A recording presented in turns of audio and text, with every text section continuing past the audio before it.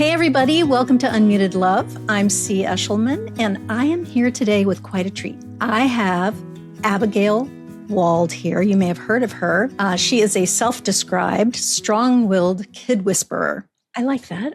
Who loves to midwife mothers into their motherhood and fathers into their fatherhood. She's taught thousands of parents across 16 countries over the last decade and has received over 1,000 actual love gratitude letters in her inbox. That is actually a feat, if you don't know, folks, to get 1,000 actual love letters. It's quite a testament. Abigail, welcome. Thank you for coming to Unmuted Love. Thank you so much. I really appreciate being here. Thank you. I should mention you're going to mention this at the end, but let me mention that you have a podcast yourself called Mother Flipping Awesome. Is that correct? I do. The quickest way actually for parents that dials it all into just a much quicker, if you're looking for something like that, is there's a quick start mini course that is actually the easiest way. But yes, if you go to motherflippingawesome.com, you will find ways to connect and get support for free and easy things to do. So.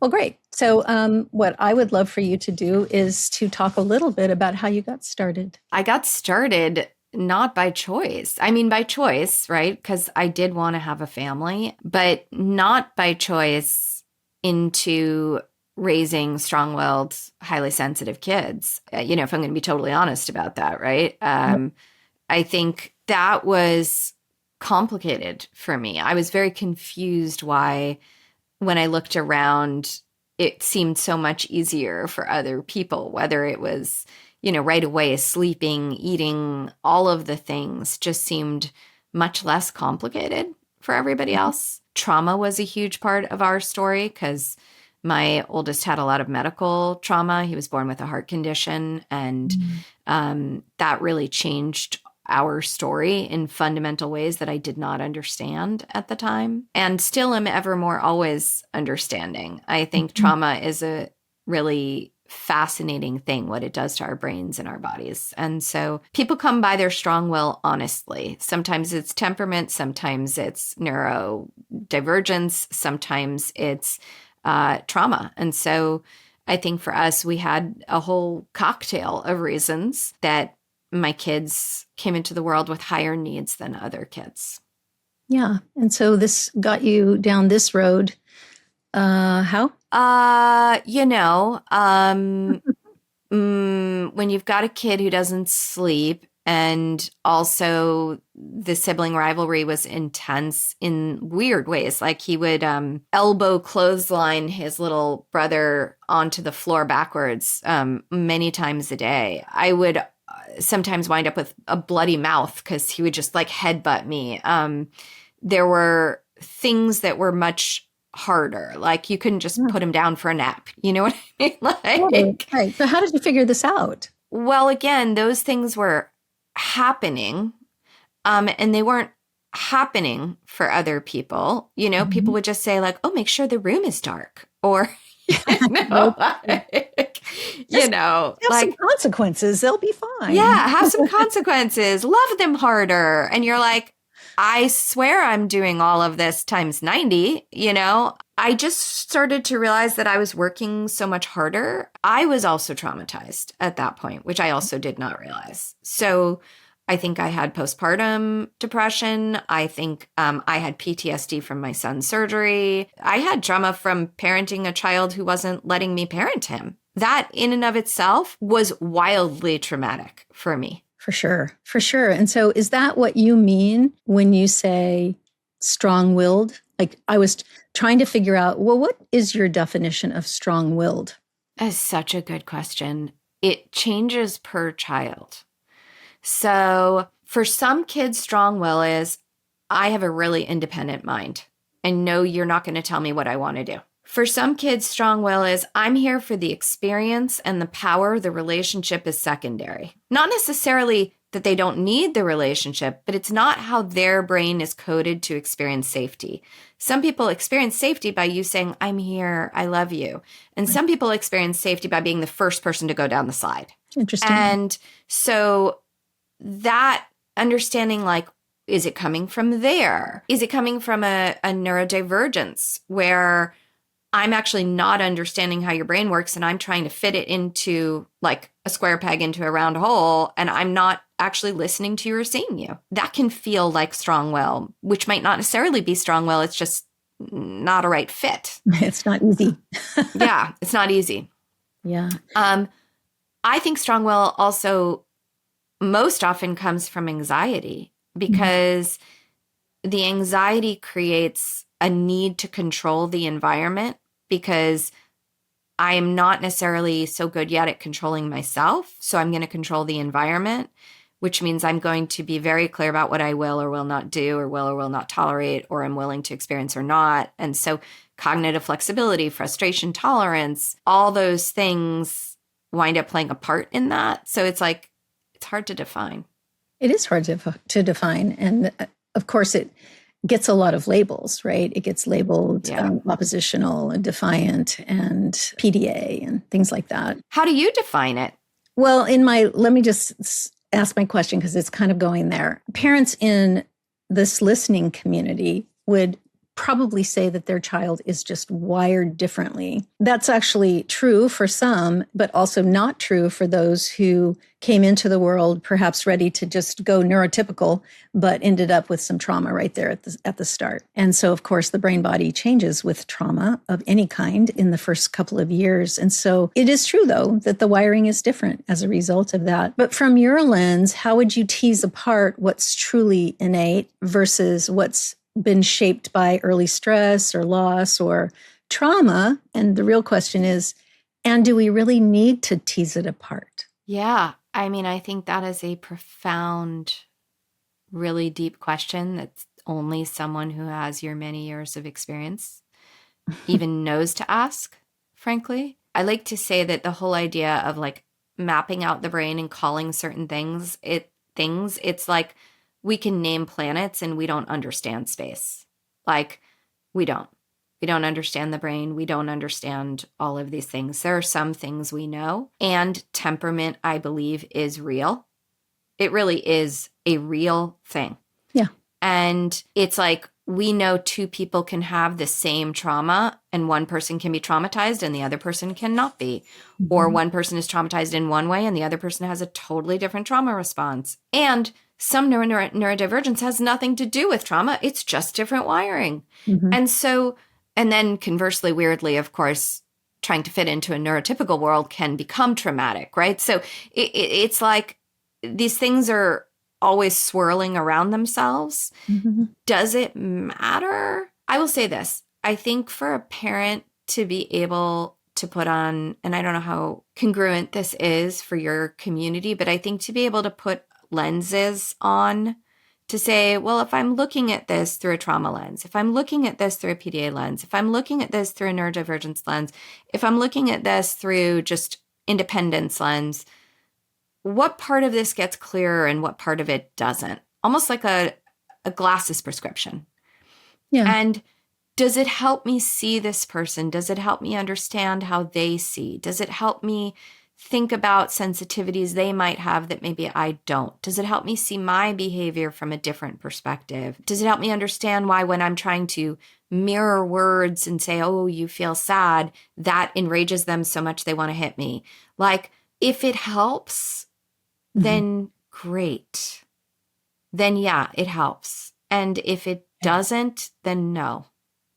That's what I would say, yes and no. To me, if the lens helps you have compassion for what is before you and you can meet it with respect and love and then see what happens, whichever the lens is, if it brings greater compassion, it's the right lens. Then you have to figure out your child, right? Because it doesn't matter if your child is neurodivergent or trauma impacted or, birth kind of circumstances, whatever it is. It doesn't really matter to be able to name it in the moment. It's just to look through a lens and see, can I see it in a way where I want to keep on loving them versus I'm seeing it in a way through a behavioral lens where they're really pissing me off right now and I don't like them at all. And this lens is never good lens, in my opinion, because then, what comes after that is more escalation of the thing you really don't want to be there, or you're really trying to support or change or help, right? Just help. Yeah, I mean, you're bringing up, I think, what we don't talk about often enough, and I know you do talk about, which is that on some level, this is like the deepest, hardest love ask in the world. So much. And I always say that on some level, parenting is an arranged marriage because you don't have a choice. And what you're saying is, I will love you forever. Like, however you have come into my life, I am your person. I will sit through this with you medically, emotionally, mentally. I don't know where you're going, but I will be your number one person. Right. And what kind of a commitment is that? Yeah. Well, it's like a marriage vow, except you can divorce. Yeah. Except Right. you don't get to divorce here. That's right. But you don't get to. Yeah. So it's very intense. And I think when parents have an easy fit with their child for whatever reason, either their temperament is easy or the fit is easy, right? So it goes either way. Because you can even have an easy temperament kid, but the fit is wrong, and then it's challenging. Right. So there's many things that make for easier stories and harder stories, but harder stories don't need to be bad stories. Harder stories can be beautiful. They are beautiful. Yeah. They are beautiful. And it's like we have to separate ease from joy. We have to separate ease from meaning. We have to separate ease from goodness. And that is a very hard thing because we're taught that if it's hard, it must be bad. Also, that love is, an emotion, and love is a commitment.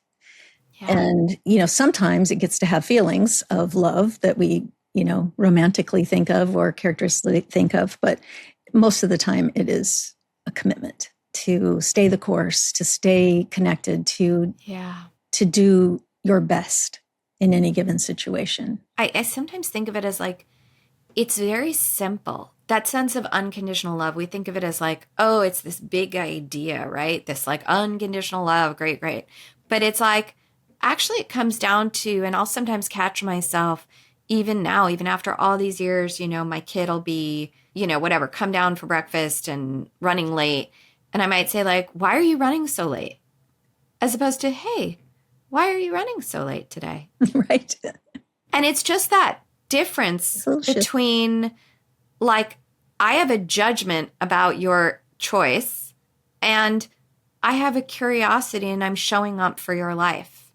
And I'm wondering, is there something that isn't working for you this morning? Mm-hmm. As opposed to, this isn't what you're supposed to be doing. Let me get you back like a shepherd herding you back into the flock, right? Like, it's like, it's that simple and not hard. And that hard.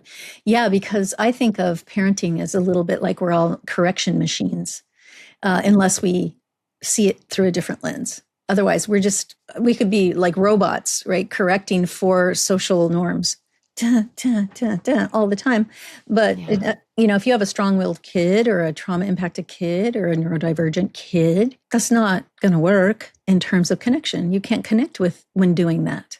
I think it also makes you feel unbelievably ineffective and makes you hate your life. And so you see yourself not being able to do it, which harms your own story of yourself as a parent and makes you feel like you're failing your kid when you're trying so hard. It's like the worst place for us to be as parents. And so many of us, including me, found ourselves in that space. Mm-hmm. Or find ourselves daily in that space.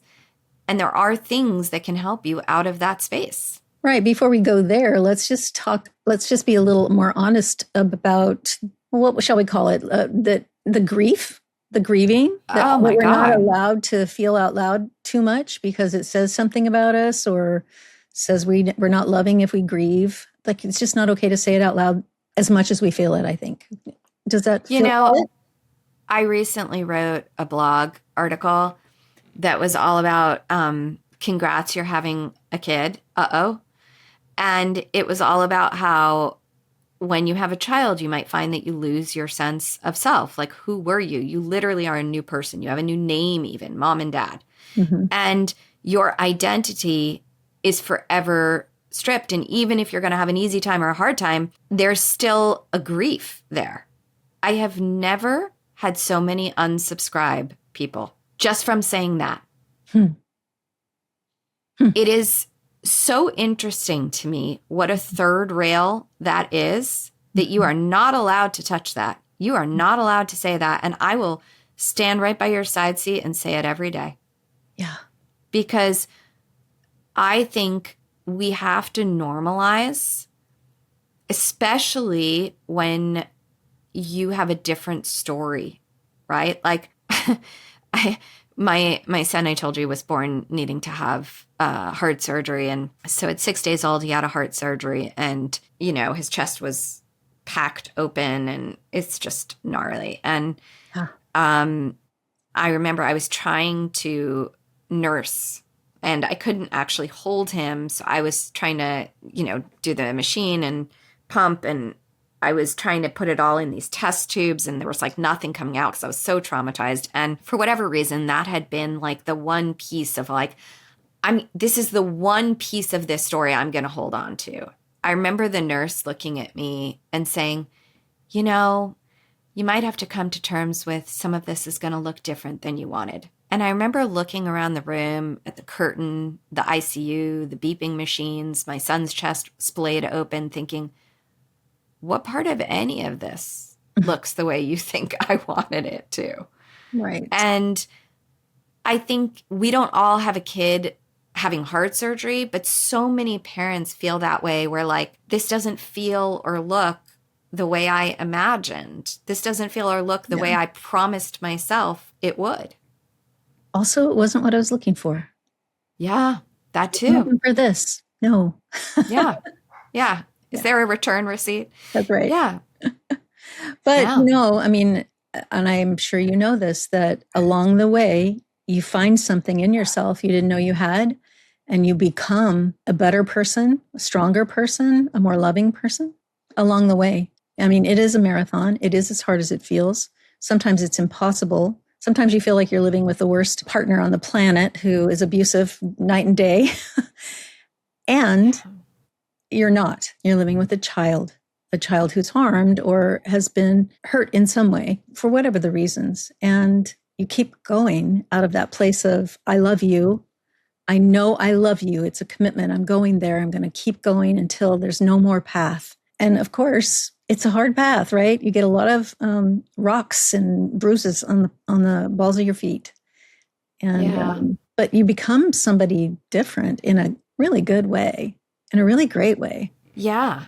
I mean, I call this the schism, that like so much of the pain comes from the schism of what we think we're supposed to be doing and what we're actually handed. But when you actually surrender to the life that you have and the people that you have, and you start taking all that fix it energy into just love it energy, I think something profound really does happen. I know for me, and I've seen, you know, with the parents I work with, I know you've seen with all the parents you've worked with and with yourself, that I can just speak for myself. I was a pretty insufferable human until all of this. No, really, you know what I mean? Like, I was like smart and funny and like creative, and, you know, I could make my life look the way I wanted it to for the most part in my early 30s. And then I had not just kids, but these kids and this life, and everything broke. Like, really, everything broke.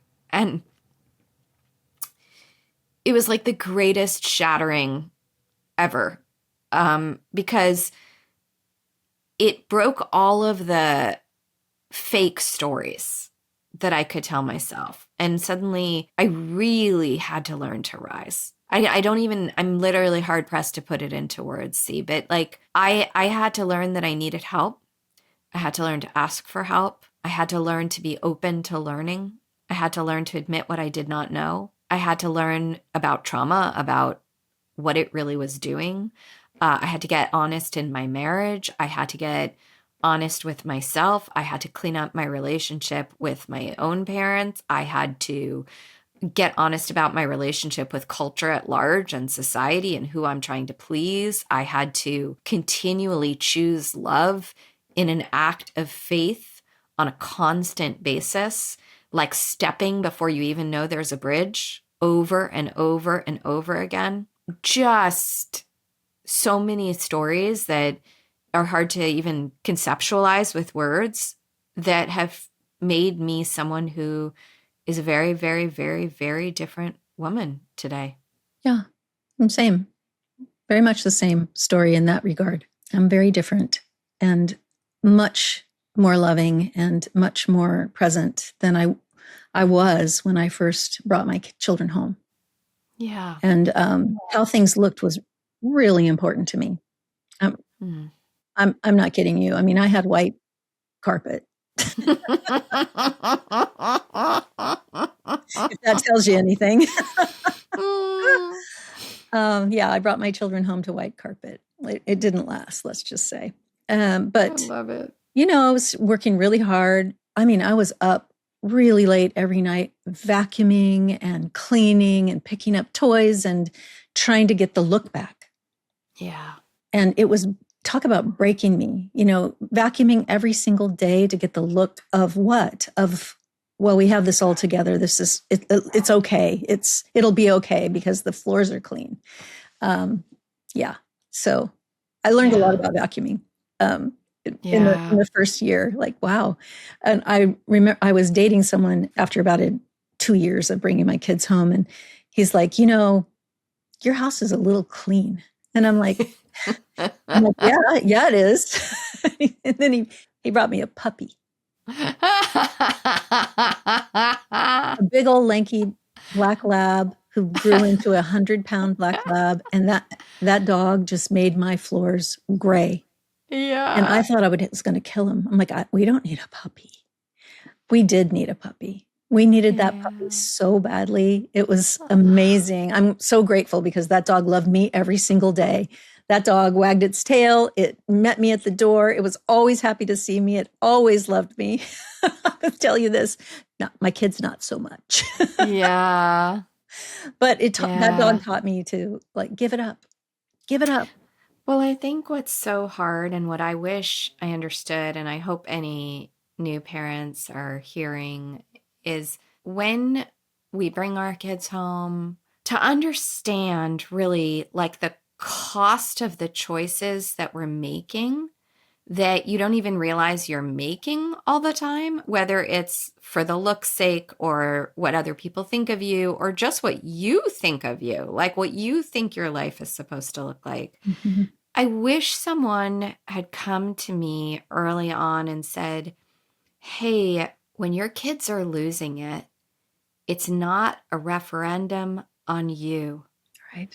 They're trusting you with those big, messy feelings because you're the first person that they've met who's holding them. Mm-hmm. Absolutely. And that is something I didn't understand. And so I kept thinking my job was to settle you. My job was to quiet the screams. My job was to get you happy. And if you weren't happy, I was failing. Instead of realizing my job is to hold you while you scream. That's my honor. And if I could go back, I would do that from day one. Yeah, me too. Yeah. I just didn't understand that. Yeah. Well, who tells you? How do you realize it? You're just trying to fix what seems broken. Yeah. And it takes a while to realize, oh, wait, this is life. This isn't brokenness. It's just life that needs love, needs loving, needs a lot of things. But above all, it needs the commitment and the tenacity of love. Yeah. Yeah. Yeah. Yeah. The tenacity of love. Oof. Yeah. Yeah. I feel that. Yeah. Let's take a breath. That's big. So I heard you a little bit ago. I kind of stopped you in your tracks. You were kind of moving toward talking about how to experience it differently, how to be happy in the life you are in. And I'm often trying to support parents to move in the direction of living the life they love. And it is a paradigm shift in how you see things. So maybe we could just chat a little bit more about that and bring it more fully in the light. I know you work with coaching parents, and I just wonder, what are some of the little gems that you know about that? As we talked about, one very simple one is the shift from like, why are you up in the morning without brushing your teeth, to like, why are you up in the morning without brushing your teeth? Like literally the curiosity, the openness, which underneath it says, you must have a reason that I am going to trust. Mm-hmm. And it's so easy to, as I said, even with everything I'll know, I'll still catch myself doing it sometimes. And I'm like, right? It's just so easy to think like, I know what you should be doing right now, So there's a deep humility that has to happen, but there's also an intense leadership. And I think that's very complicated for parents because children do require a certain kind of leadership based in love that can actually necessitate some strength of container, so to speak, at the same time as there's this tremendous humility and openness. And we don't normally put those two things together. Yeah. So that's what's so hard about this recipe, right? And some kids just don't need this recipe to the same extent, right? It's like, I don't know, it's just different. And so I would say one thing is holding that humility. The other piece is finding the rightness in the wrongness. So like there was a point where I learned to say, when my son would say, I'm going to push my brother, down this step or something, or I'm going to hit him. And I learned to go, thank you. Thanks for letting me know. I bet you've got a good reason for being that angry. I am pretty sure pushing him down the stair is not going to get you what you want and might also cause some other issues. But I bet there is a real reason you are that angry, right? Being able to say something like that, being able to find the real rightness in the wrongness, you've got a teenager who's wanting to start using drugs. I bet something really hurts right now. And that feels like it would take the pain away. That makes a lot of sense. I wonder if there are other ways to take that pain away. I bet you feel like you want to belong with your friends. They are your new family. And it's really hard if they're all doing this and you're not. That must feel really lonely. What would you need? Right? So, like, really understanding even in the places that make us just go like, how could I ever okay certain choices? That I can understand the impetus for that decision without agreeing with the solution. Absolutely. Oh, it's empathy.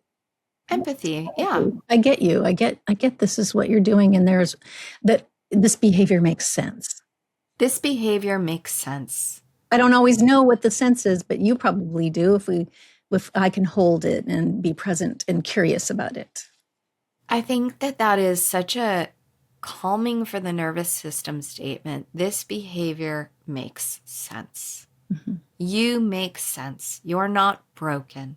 And you might have more options than you currently think. And I'd love to be there to think with you about them if you want. And if not, okay. Right? I'm going to love you anyway. And I think that's tough to do as a parent. It is. And I think a big piece of it is that our kids who have these difficult beginnings, for whatever the reasons are, they have a hard time being led or, having a parent be a leader because they feel like they've been leading themselves in some way. They're surviving their parents, or they don't understand that the role of leadership as safety. I hope everybody just presses rewind and listens to that statement like 3 times. That is at the heart of so much of it. So, how do we help parents? How do you help parents? I know what I do. How do you help parents hold that differently? I think, first of all, it starts with the definition of leadership, right? Like what does leadership mean? Because it doesn't mean I'm on top and I get to tell you what to do. That's not what it means. It's actually service. I think if you understand leadership as deep, true, humble, really profound service, that helps you begin to orient yourself in the right space. I think understanding that your leadership, no matter how well meant it is, can be extremely triggering for a child for who, whatever reasons, has either not been led safely before or just not been led. And therefore, all leadership is to be mistrusted. They kind of are somatic first, like they have to feel safe in their bodies, almost like sometimes like an animal level, like not, and I don't say that as less than human, it's almost more than human. It's like they're so deeply in touch with that primal sense of safety that even well-meaning leadership can feel like an assault and a taking away of autonomy and a profound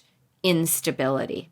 Mm-hmm. And so the leadership has to be offered with options, and truly, I call it being clean. So for me, like I'm obsessed with being clean. And so I always think about, it's almost like I have to take a spiritual and emotional shower like 100 times a day as a parent to be like, why am I asking this? What is my purpose?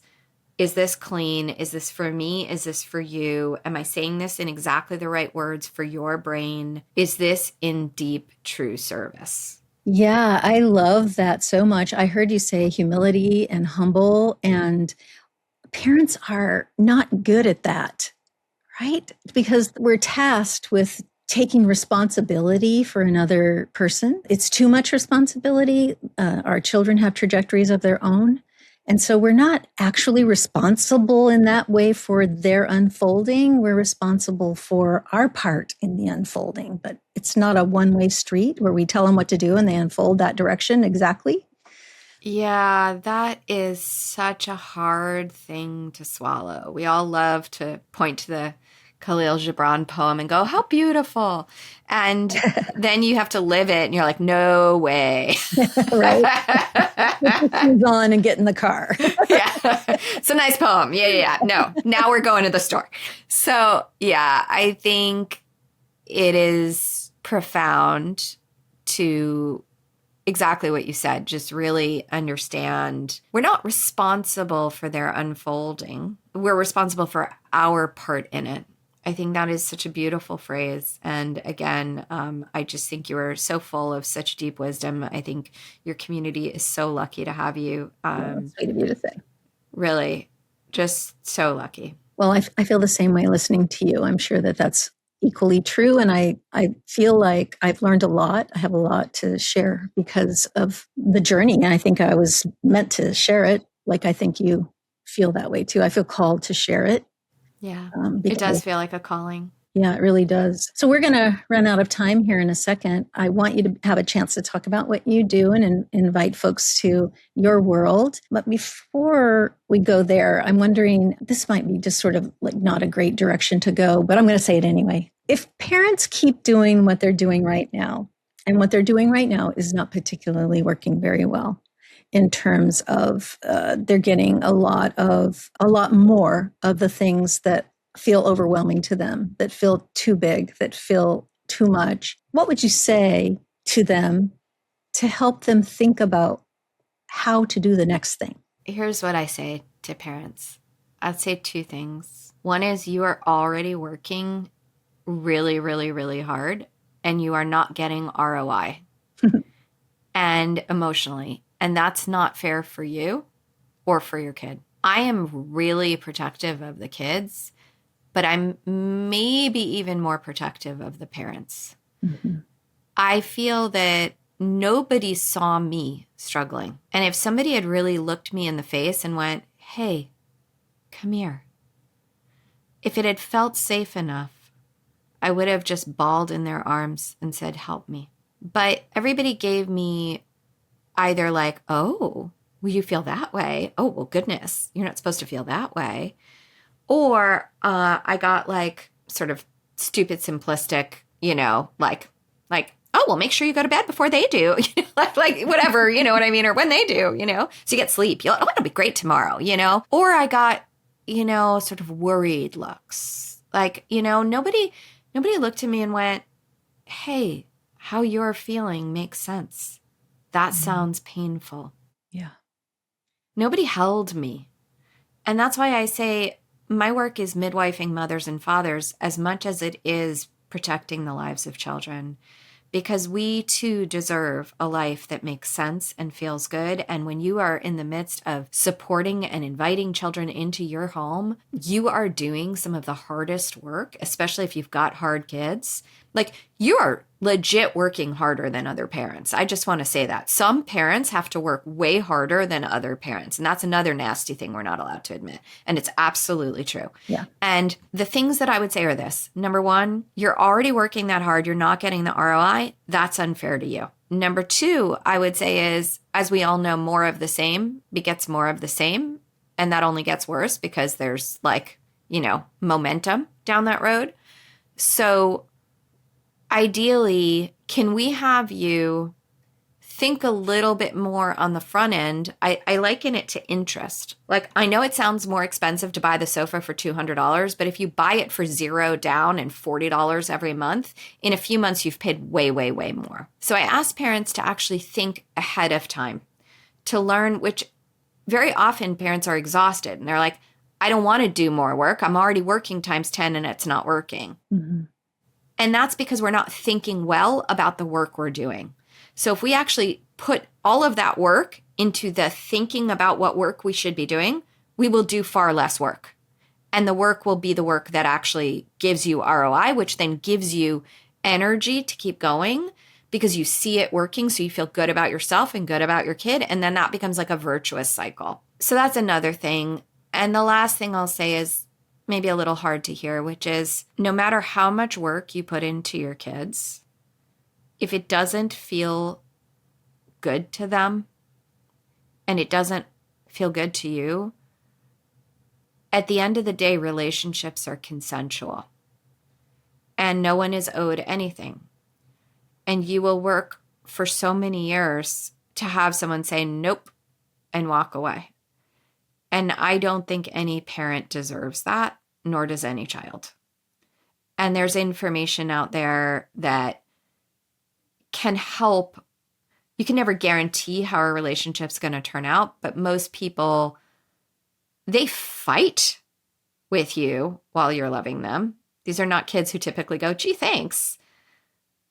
But there's a difference between that and like a full cutoff and a full real sense of having never been heard or seen, which is very different. Yes.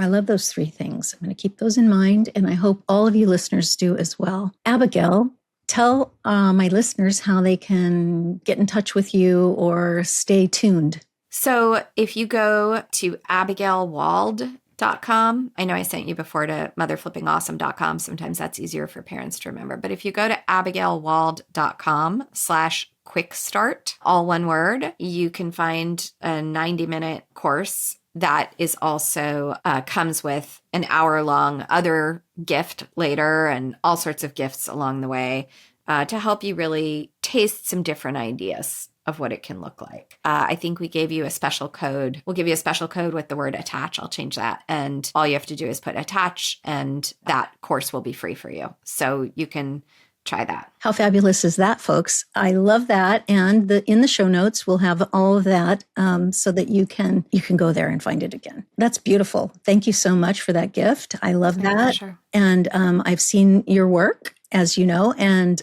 it's really great, you guys. So go there and get the goodies. And I think you would be doing yourself a real favor to listen to Abigail on a regular basis. So thank you so much for being here and giving us your wisdom, right? I'm so convinced that lived experience is the way to go, right? You can read all the books in the world, but until you're talking or listening to someone who's lived it, it's a little bit esoteric. Like, oh yeah, I wonder if this person really had any idea what it's like to have oatmeal, spat directly into your face. It's actually, I'll say beyond esoteric. I'll be rude and say harmful. Okay. I'll go for with me. that. Yeah.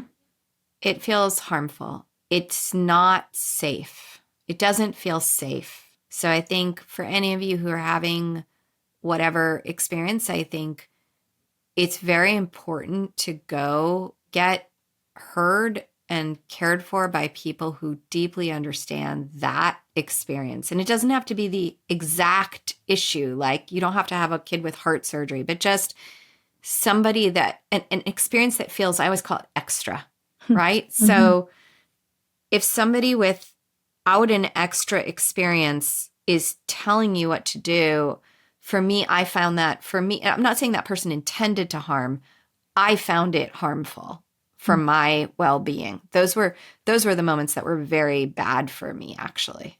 That may just be how I interpreted that, but I will just normalize that for anybody else who experiences that. Well, I appreciate your saying that, because I do think that sometimes it feels like impossible and therefore harmful in and of itself. Yeah.